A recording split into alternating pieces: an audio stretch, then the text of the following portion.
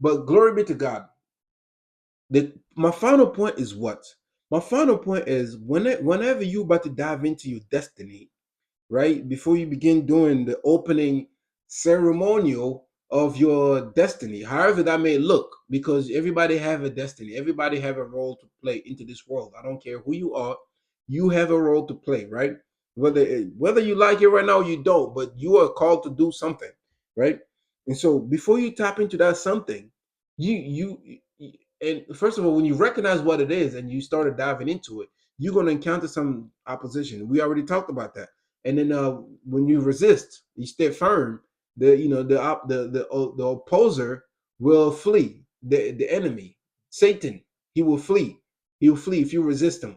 He will flee. But then you're gonna have somebody to come and care for you, and then that's where you're gonna begin to preach. Now, begin to do your service. It may not be preaching. It probably is not preaching. I don't know why I keep using the word preaching, but that's what the word was. That described Jesus here. He began to preach, right? So your service might be different, right?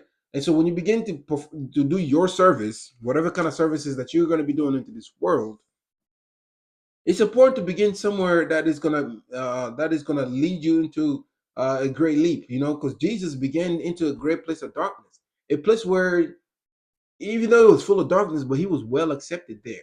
So another one of my final point is like, don't begin your ministry where in a comfortable area.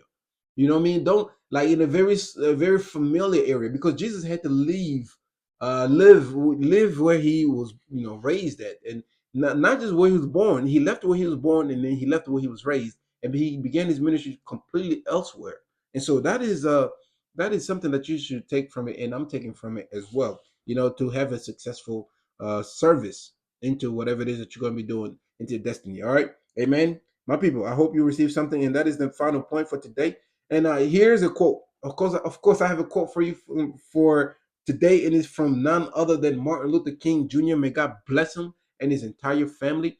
And this is what the quote says, right? And the quote says,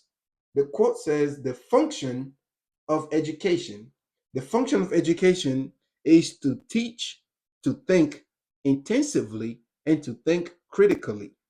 Intelligence plus character, that is the goal of true education.